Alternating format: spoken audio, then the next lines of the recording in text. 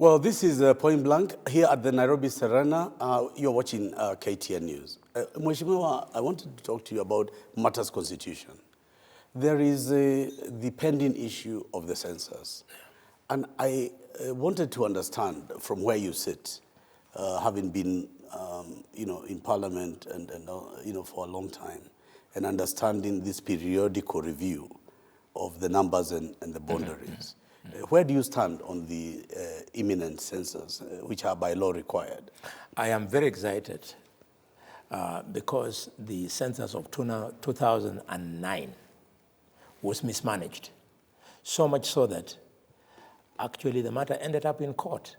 So I'm hoping that this time round, the process will be very well controlled because more than any other time, we need an accurate report on the census since resources are now being allocated based on population. At 45%, the share of revenue formula speaks to 45% as the weighting factor of population. So Mheshimiwa, to be fair to the country, would there be a need for a committee or a coming together of people so as not to politicize this important? I get the sense there's political overtones, particularly on the need to have biometric, to have proper scientific, have proper methodology. And given the different camps across the political divide, don't you think this is one area where consensus should be built? I am one of the people who disagree to the fact that an attempt be made to create another body that should manage the census. Census is a technical matter, and the government as government is a credible government, and it has the tools, including human resource, that is required to do that exercise.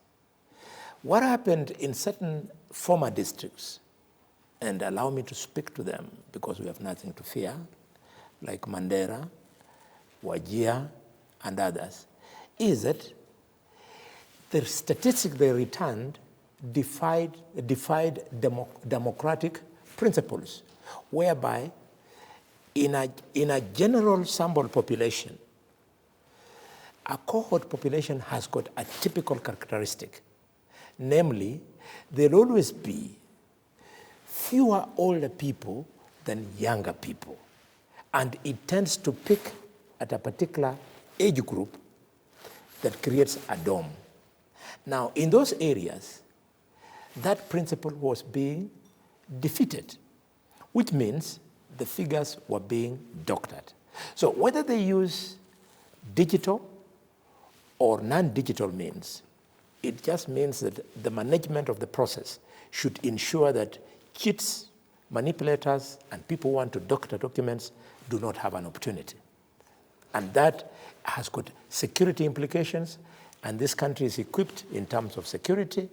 It has got the cost implication. The country should pump in enough resources so that the job is well done. So do you agree that in some of the meetings you attend, you ought to include as an agenda this issue of census? I get a sense it's one of the issues that's misunderstood, and the management of a country cannot function if you can't plan for health or education. Yes. Also, and I'm just putting it to you point blank as a leader. I agree with you. There's I agree with suspicion, you. I agree with you, and I want to share with the Kenyans this knowledge, which some of them have already, that if we get it wrong in 2019, then we shall never have a census. They got it wrong first round and got it wrong a second time in Nigeria, and Nigeria is completely unable to do a census. Because then what people will say, if because of interfering with the process, a certain county is getting more money than us, then the people from these other counties that are losing out will also start misbehaving. So let it be impeccable to the meaning of the word impeccable. Asante Bullfighter, I wanted to talk to you about the referendum or proposed referendum. First off the park, do you think this country is going to need a review of the 2010 Constitution before the elections of 2022? The issue of the Constitution, review or don't review, is a very old question. We were all agreed in 2010 that the 2010 Constitution could have been better. And some people came up with a figure of saying 20% of the document needed to be reviewed. So even if it had come 1 year after 2010, it would still have been welcome. And therefore, if somebody wants to bring it in this year or next year before the next general election, that person would not be engaging in misadventure. However, what is important is, what is it that we want to amend? The beginning should be the understanding that the 2010 Constitution is a people-driven document. And therefore, any attempt to amend it should be informed by the fact that we want to amend people's issues. People's issues include the gains we have made under the new Constitution, like, for example, devolution. If you approach Kenyans that you want to amend the Constitution so that you perfect devolution, then it is welcome. For example, send more money to the devolved units. Send more functions to the devolved units. That's welcome. But when you come to a boardroom in Nairobi, and some Kenyans arrogate them powers, appropriate powers for themselves that nobody has given them, in the name of building bridges initiative, then that is the beginning of the problem, because quickly you hear the backing dogs in their corner saying, we want to create an expanded executive. I want to tell you, this country is not dying because of lack of an expanded executive. If anything, the money that will be wasted on expanding the executive should roll down devolution from the county to the sub-county, to the ward, and to the village. So to talk point blank, because this is an advanced discussion. Yes, yes. And advanced people are watching us. Yes, yes. In other words, how our watu wa BBI yes. are coming up with a plan that you and Tim Ruto will not accept. I mean, I'm just cutting to the chase. So we are looking at a contested issue on, first of all, whether we'll have a referendum. I want to say this to you. Last time Ruto went no, and the country went yes. And this time, you are going to, for example, I would imagine, if there's a conflict as to whether part of the leadership, including that of Kenyatta, want to have a referendum with this executive change, prime minister, etc., and Tim Ruto wants maybe enhancement in devolution, etc. If that contest becomes unresolved, it means it's a political showdown. So for Kenyans to know, if it comes to expanding the executive, the creation of a prime minister, 2 deputies, etc., would Tim Ruto be opposing this? I don't want us to, in the process of digesting that question, to lose focus on 2 obvious points. In Tim Ruto, guided purely by patriotism, we are making these hygienic statements that please, as I have said, strengthen devolution, as I have said above. We are saying please pursue people-driven agenda, and we are saying avoid a wasteful expenditure in the cost of running government by expanding. That is point number 1. We are being driven by patriotism. But again, let it not be lost that in Team Ruto, we don't have a shortage of leaders who would partake from ceremonial president, prime minister, deputy prime minister, all those expanded things. If push came to shove, and we said we all want to be unpatriotic, we all want to behave badly as if we want to cut Kenya into pieces and share to ourselves, we can support the expanded executive, for the reason that even after we win as Team Ruto, we would still find somebody who will be our prime minister, another one who will be president, and another one who will be A, B, C, D up to X, Z, and Y. So that's interesting, Boni, because what I'm saying is that you will choose your wars if and when they come. You are not afraid of a new system, but you prefer to have you see, I'm making it clear to understand. If the BBI came with that hybrid, you would certainly say we can do it, or would you oppose it? That is what I was asking. But I wanted to move forward.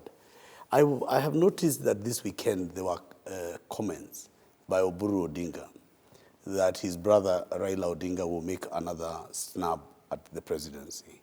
Raila came on public and discounted it, saying those are Oburu's personal views. So here you have the invisible Odinga. You have the very visible Musalia Mudavadi, the very visible Moses Wetangula, the very visible Kalonzo Musyoka, and the very visible William Ruto. From where you sit, you must be planning your strategy. And who do you consider an opponent? And who do you consider a non-factor in Team Ruto as you prepare for 2022? May I mention to you that the press was very kind in its footage insofar as what transpired in Shinyalu constituency, Shibuya village, when Raila was there with his wife and his brother. His brother, when he said those things, it occurred to us subsequently that they were testing the waters. When he said it and the mourners responded with crumbling, Raila was responding to those mourners. He realized that those remarks of his brother were unpopular and unwelcome. The media chose not to say that. Those of us who come from there and who are monitoring that funeral, we know that. But this is point blank. You're allowed to say it. This is point blank. That is why I'm giving you the forum. So yes. after Oburu ran into strong headwinds, Raila quickly tried to manage the process. So the message that I got out of it is that my people in Kakamega have finally bought into what I have repeatedly sold to them, that we are through with the former prime minister. So what I am saying, and I agree, my question is, do you consider him an invisible presidential candidate or you don't? And I have said there were certain others. Let's start with Odinga. Is he going to be a candidate in your eyes? In my eyes, I go by what James Orengo and Oburu say. Traditionally, they are the ones who normally let out the cat on Raila Odinga. So Orengo and Oburu have said Raila will be on the ballot paper, and my advice to the deputy president is that Raila will be on the ballot paper.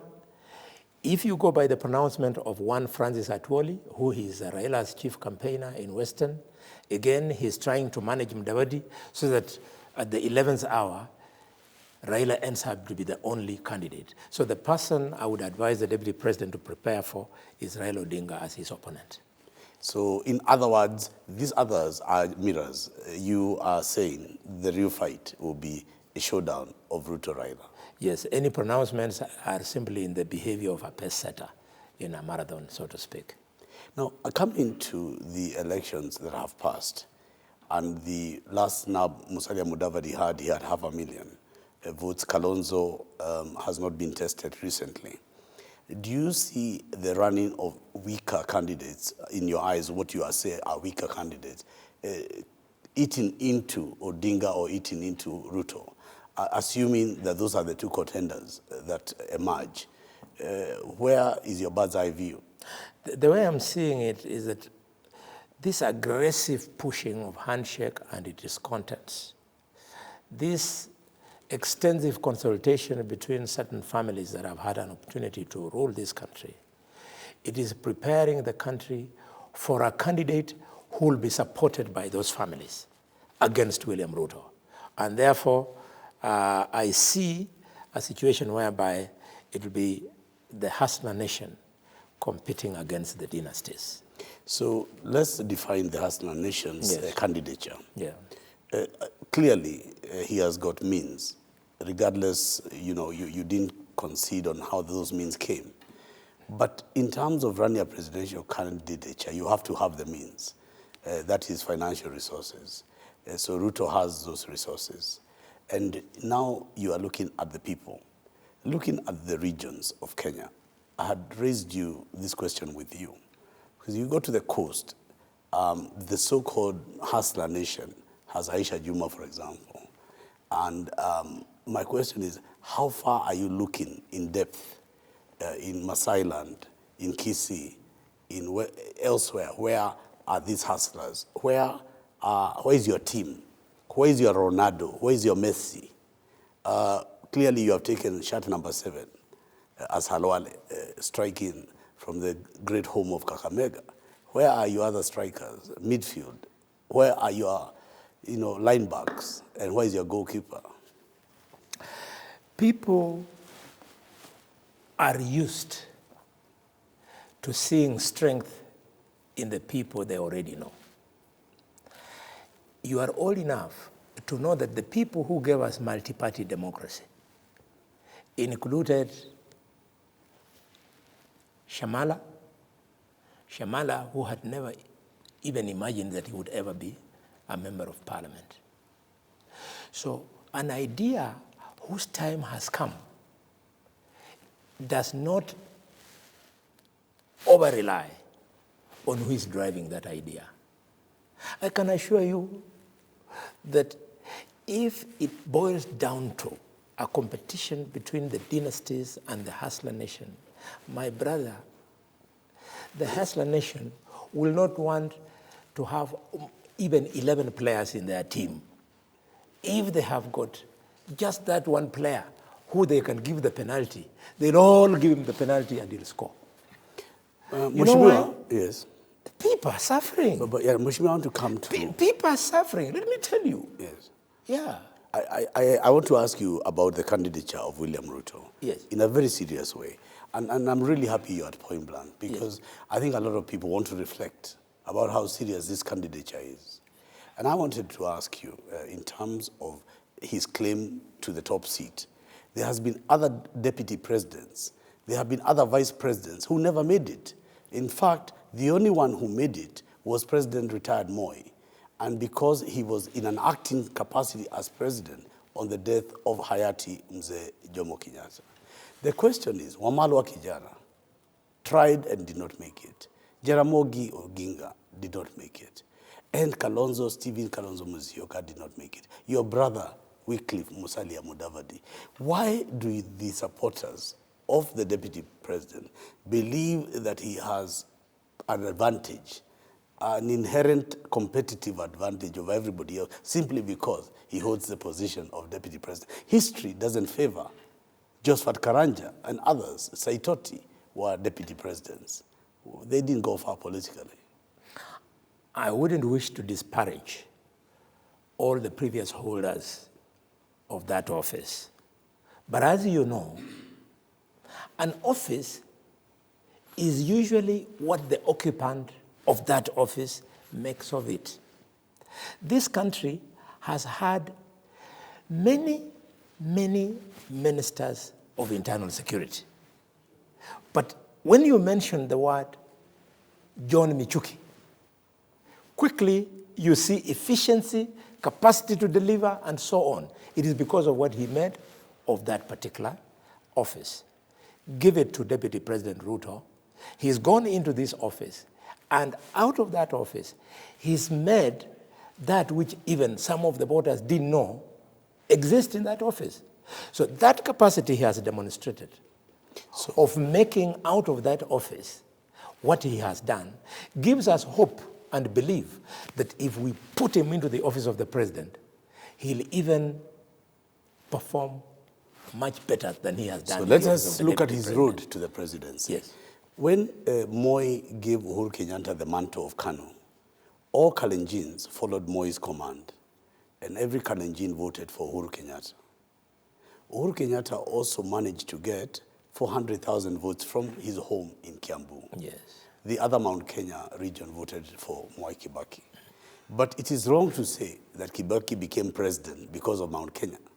Kibaki became president because Raila and others supported Tosha and all this. So the Wamalwa Kijana, etc. So Kibaki won because the country went with him. My question is this. The Rift Valley vote is not enough.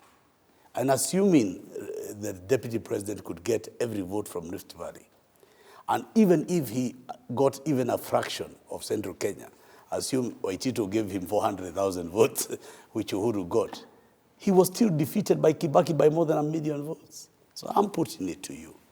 And Boni, it's a serious question. Serious people are watching. Where are the numbers for Ruto to win? Where is the formula? Where is the vote basket for him? Unless you are still speaking to what I discouraged you at the beginning, this tribal politics, this tribal thinking, we want to go to the election looking for a man who has proven from the office he is holding that he can deliver. Now, I have told you that I see two people running, Raila Odinga and William Ruto. Raila Odinga, for 5 years, was our prime minister. And Ruto, for 10 years, he will have been our deputy president. Ruto has outperformed Raila as prime minister in his 5 years by far. Raila used to do meetings as prime minister, and whenever he could come to meetings, he used to come and, nikizungumza kwa Kiswahili, alikuwa anachezesha mpira. Alikuwa anakuja anapatia watu vitandawili in his time as prime minister. But Ruto, as deputy president, he doesn't miss a chance to launch a project, launch a road here, start a technical training institute, support a primary school, water project, health center. That is called performance. And you know why I love it? I love it from my own selfish interest, that I took over a constituency that was completely dead in Ekolomani. And I spoke to development every day. For the 10 years, I was the MP for Ekolomani. And if you go to Ekolomani, that infrastructure, I have put it there. We want performance. We must speak about the elephant in the room. Yes. And I know you'll be candid, point blank. Yes. The perception in the country that William Ruto is the most corrupt leader. Yes. A man who defends corruption. Yes. Defends the corrupt. And his team is infested or partnered by people accused of corruption. Yes. Can you honestly answer, why does corruption seem to be synonymous with the Ruto bid for 2022?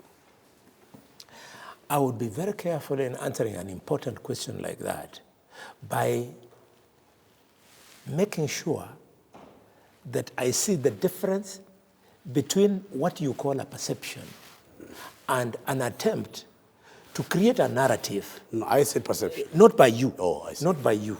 Right. By the people who are doing it. Okay. And an attempt by a group of people, some people, to create a narrative that then squarely takes the matter of corruption and puts it in the laps of the deputy president.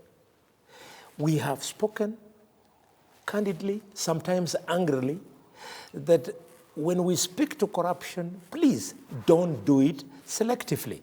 The moment you start doing it selectively, and I've been chairman of public accounts, I know what all these guys, starting from Raila,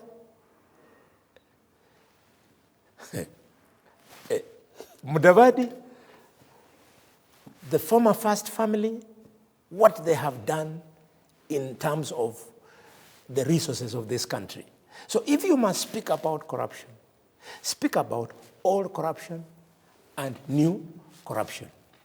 If indeed, Tony, the deputy president was having corruption issues, how come with the majority that Raila says he has, how come he has not prosecuted it on the floor of the House? Well, ladies and gentlemen, you're watching Point Blank here at KTN. My guest, the bullfighter, says William Ruto is not corrupt. He says Odinga is a candidate. watakutana, watamenyana 2022. Asante sana Bullfighter to Point Blank at KTN. Nimefurahi sana sana. You're watching KTN News. This at the Nairobi Serena.